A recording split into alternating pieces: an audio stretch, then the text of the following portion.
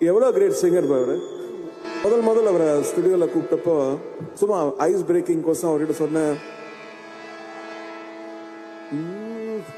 ஊருக்காக வாழும் கலைஞன் தன்னை மறப்பான், அவன் கண்ணீரை மூடிக்கொண்டு இன்பம் கொடுப்பான்.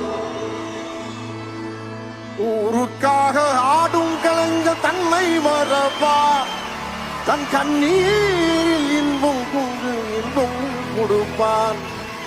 புலிகள் அழுவது ஏது நலனே அறியாது, போர்க்களம் நீ புரிவோது முன் தைப்பது காலறியாது. மகனேவா